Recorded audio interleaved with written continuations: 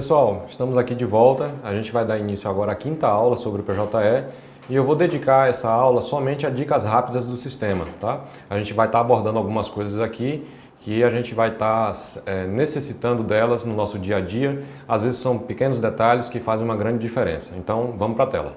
Bom, eu tenho aqui esse fluxo de inspeção onde consta um processo, tá? Na nossa tarefa de processos incluídos.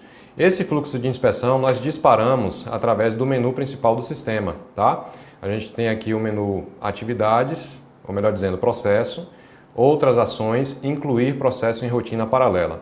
Como o próprio nome já diz, a gente vai estar retirando o processo, ou melhor, duplicando o processo, tá? Fazendo com que ele conste tanto no fluxo principal do PJE, quanto no fluxo paralelo que se refere à rotina de inspeção ou de correção, tá? Então, clicando sobre o número do processo, os senhores já sabem que a gente vai ativar aqui a área de atividades, tá? E eu já tenho aqui algumas informações que são importantes, os senhores devem ler, certo? Só para diferenciar que se o processo já estiver concluso, ele vai para uma determinada tarefa. Se o processo não estiver concluso, ele chega aqui nessa tarefa, rotina de inspeção não conclusos, tá? Então eu vou aqui no campo outras opções e vou iniciar. Caso eu cancele, então essa rotina que foi aberta para a inspeção vai ser fechada automaticamente. E aí nesse caso, o processo não mais será inspecionado. Então nós vamos clicar aqui em iniciar. Então aguardamos aqui o retorno do processo, tá? Do sistema. E aqui a gente já tem uma nova tarefa, processos não conclusos antes da inspeção, tá bom? Então os senhores têm que fazer a leitura do que está aqui, dessas opções que estão aqui, e aqui responder de acordo com o que está escrito aqui nessas opções, tá? Então se o processo está em ordem, né, a resposta não, minutar vistos a conclusão, não, proferir ato judicial em inspeção, que são opções bem conhecidas nossas, e se estiver em ordem, apenas vai haver o registro dessa inspeção e o processo vai estar transitando lá para a questão de que está em ordem. Então vamos ver como é que o sistema se comporta. Tá, eu tenho aqui o vistos em inspeção, onde o magistrado vai dizer apenas que está em ordem, certo? Agora observem, esses modelos aqui, eles são já pré-configurados. Por favor, não façam outros modelos ou não queiram alterar, que a gente, aliás, nem vai conseguir alterar esses modelos aqui na raiz, tá? Claro que a gente pode fazer uma edição aqui, tá? Aqui, vistos em inspeção, mas são bem simples os modelos, não há necessidade de qualquer alteração. Então, está aqui processo em ordem na data de hoje, ok? Eu vou ter a opção de incluir anexos, caso necessário, e aqui eu vou salvar para que, então, eu possa encaminhar para assinatura. Então, clicando aqui, o processo já vai transitar para uma nova tarefa, que é exatamente a de assinar vistos em ordem, tá? Lembrando que o editor vai ficar disponível para que o magistrado faça a conferência do que foi minutado, e aqui a gente teria, se magistrado nós fôssemos, a opção de assinar documento. Não vai valer a pena aqui eu entrar no ambiente do magistrado para mostrar aos senhores como é que é a assinatura, porque os senhores já sabem como é esse procedimento.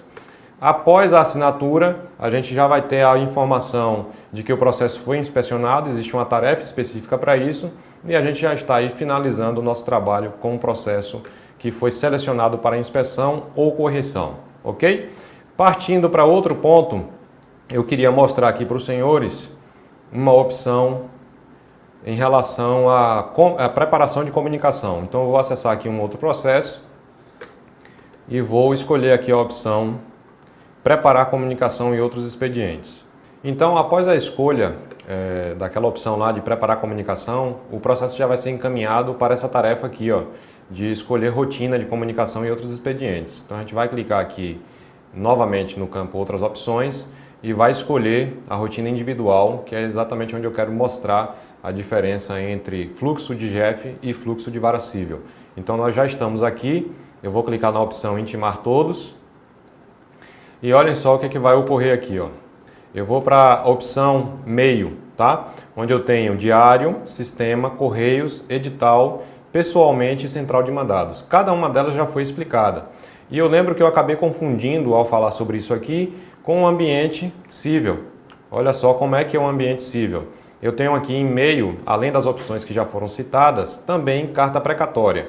Aí eu vou explicar a diferença para os senhores. Aqui a gente tem carta precatória e pode causar uma certa estranheza, porque o pessoal se pergunta o seguinte: como é que eu vou utilizar a carta precatória se eu sei que essa rotina aqui, ao final, vai demandar a assinatura do diretor de secretaria? Na verdade é porque falta, neste ambiente de cível, de processos cíveis, a opção do mini-PAC, o que nós temos lá no ambiente do GEF.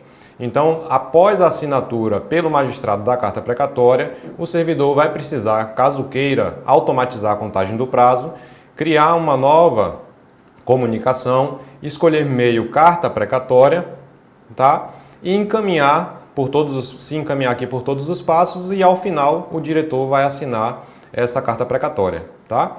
Só para realmente constar como um registro para ser disparado o prazo automaticamente. Então, voltando aqui à tela do GEF, percebam que não existe essa opção de carta precatória porque ela é desnecessária, tá? Então, a opção Correios deve ser utilizada para cartas que são encaminhadas via Correios, tá bom? Lembrando também que o prazo que a gente faz constar aqui, ó, do edital, vai ser sempre somado o prazo do edital com o prazo para a manifestação que o magistrado determinou, tá? Ou o prazo legal. Outra coisa que eu queria destacar aqui também, como dica rápida, é esse campo Outros Destinatários, onde nós podemos fazer constar aqui o nome de um terceiro, tá? A gente pode começar a digitar e aguardar que o sistema sugira resultado. Como esse campo sugere resultado, solicito sempre aos senhores que não teclem nem Enter nem Tab para não travar o funcionamento do campo, tá? E aqui eu posso então selecionar após o resultado apresentado e vai ser incluído aqui ao final o registro. Ele acabou apagando aqui, ó, coincidiu porque o meu nome já estava constando, então aqui não vai ficar muito bem claro, mas toda e qualquer inclusão que nós fizermos aqui nesse campo Outros Destinatários vai acabar aparecendo aqui, tá bom? Outra dica que eu queria passar para os senhores é a seguinte: a gente vai agora simular uma retificação da autuação. Então eu vou clicar aqui nos autos e eu vou aqui no menu Outras ações, retificar a autuação. Por que eu vou falar novamente de retificação da autuação? Porque a gente tem algumas dicas para passar para os senhores nessa aba partes aqui, ó. O que acontece? Só para lembrar, o advogado não tem condição de, ao adicionar uma parte autora, certo? Dizer que não possui o CPF. Olha só, a gente vai estar aqui mostrando pessoa física. Essa opção aqui para o advogado não aparece, então ele pode ter um certo problema na hora de cadastrar um espólio, tá? Normalmente o que ele vai fazer? Ele vai colocar o CPF, tá? Do Decujus, e na hora dele pesquisar vai vir o nome da pessoa. Então normalmente quando se tratar de espólio, a gente vai ter que excluir, tá? Aquele registro e fazer constar aqui, ó, não possui esse documento, para responder aqui não, se possui outro documento, e informar o nome ou alcunha, já constando o espólio de fulano de tal, certo? Então vou fechar aqui. Outra dica importante que a gente sempre passa é o seguinte: quando a gente quer fazer a inclusão de perito, tá? A gente vai clicar aqui, ó, em mais participante, nesse campo, outros participantes. Então a gente clica aqui, escolhe a opção perito. Podem perceber que há outras opções a serem escolhidas. E aqui eu posso colocar pessoa física ou pessoa jurídica e fazer a inclusão pelo dado identificador. E aí segue o procedimento que nós já mostramos. Detalhe: não utilizem, por gentileza, a intimação via sistema para perito. O painel do perito não está habilitado para recepção de intimações via sistema. Inclusive já tivemos um problema que foi reportado por conta da utilização desse meio de comunicação, tá bom? Falando de mais dicas, vamos passar agora a mostrar para os senhores como que a gente faz a inclusão de uma forma bem rápida do MPF e da Polícia Federal. A gente vai sempre classificar aqui como ente ou autoridade, tá? E observem que eu só tenho a opção de pesquisar, certo?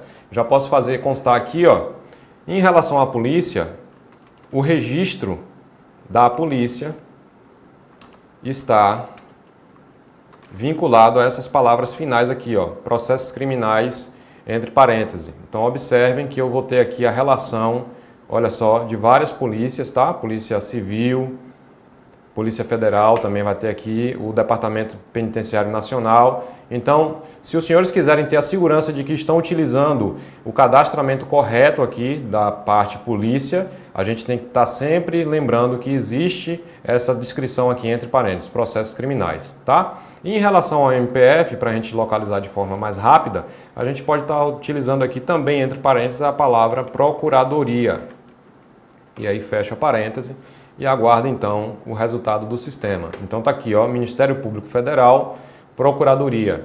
Essa é a melhor forma que a gente tem de pesquisar, porque ela é a mais rápida e a gente já consegue incluir, deixa eu confirmar aqui para mostrar para os senhores que o cadastramento está correto. Olha só, eu tenho um ente, Ministério Público Federal, o órgão de vinculação está correto também, União Federal, e eu também tenho a informação de que a Procuradoria da República nos Estados e Distrito Federal já está associada ao Ministério Público. Então essa parte vai poder receber intimações via sistema, tá bom? Da mesma forma, quando eu mostrei lá para a Polícia Federal.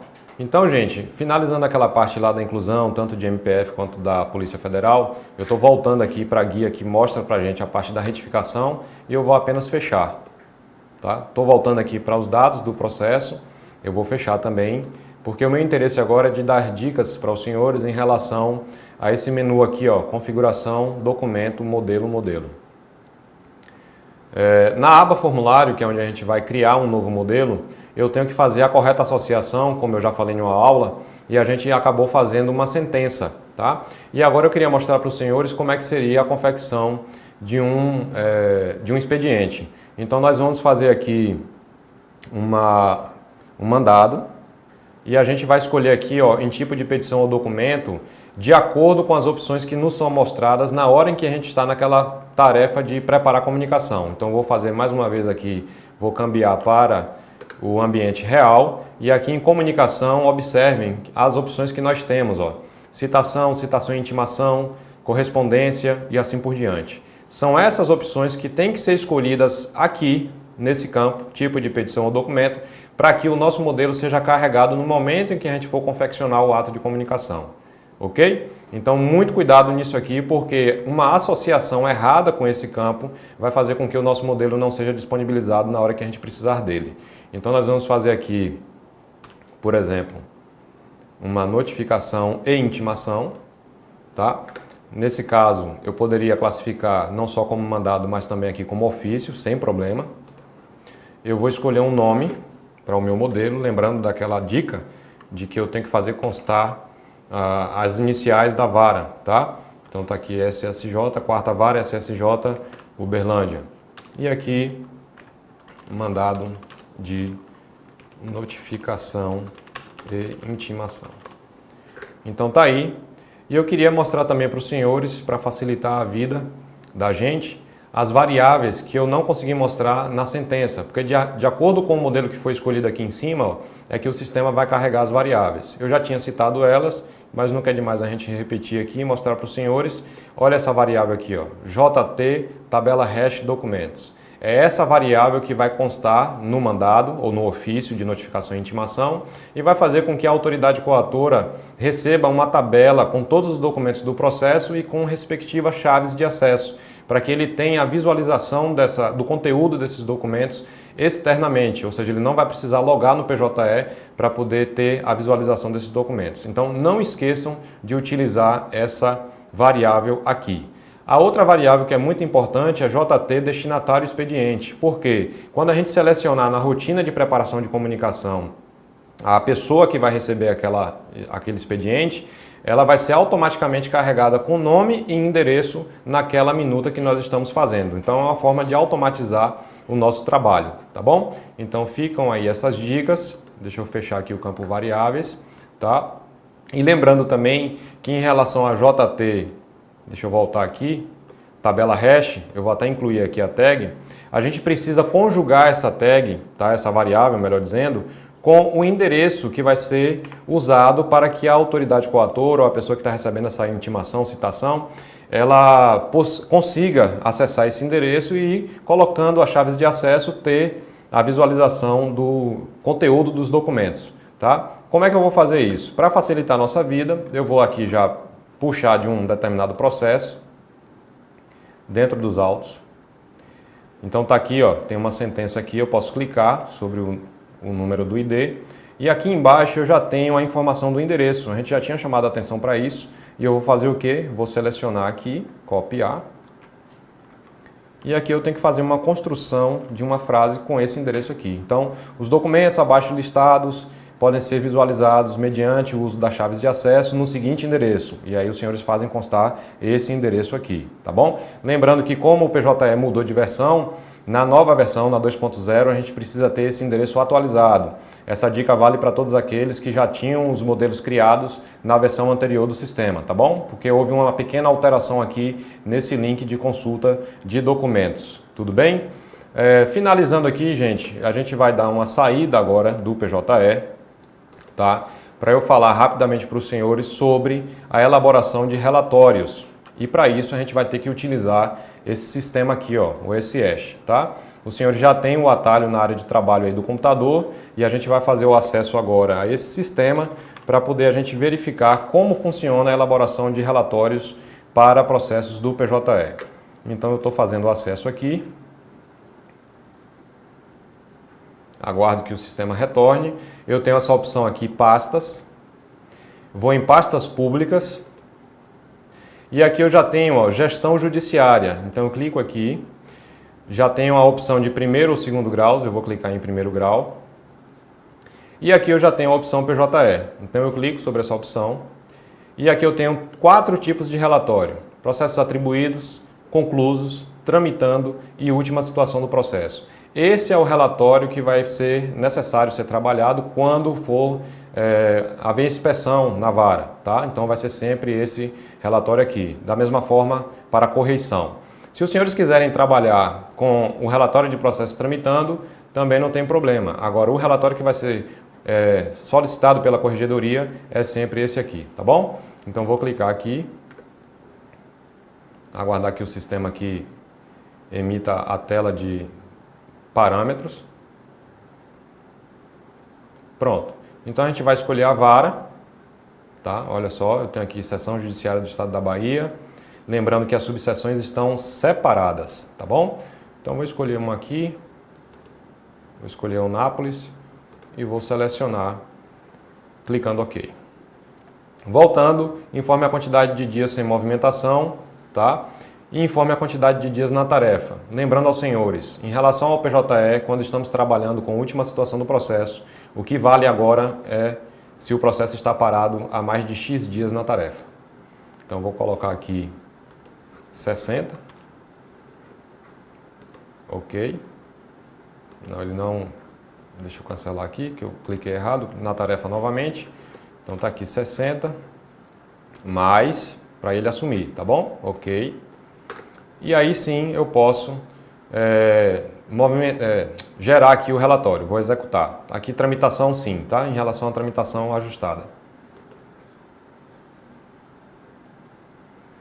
Vou aguardar a geração do relatório e está aqui, ó. Olha só. Aliás, não é tramitação ajustada não, é tramitação total, certo? Nesse caso aqui, ó, se os senhores quiserem excluir os processos que estão suspensos ou sobrestados, há como naquela tela lá. Então observem que eu tenho aqui processos, ó, que estão sem movimentação há X dias, ok?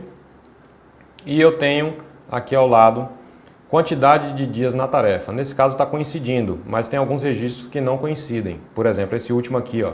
Eu tenho uma movimentação, sem movimentação há 43 dias e, na verdade, ele está há 61 dias parado na tarefa. Então, o que é que vai valer para que esse processo seja incluído em um relatório que está pendente, né? O processo está pendente de trabalho, do nosso trabalho. Então, é exatamente esse campo aqui, ó, a quantidade de dias na tarefa.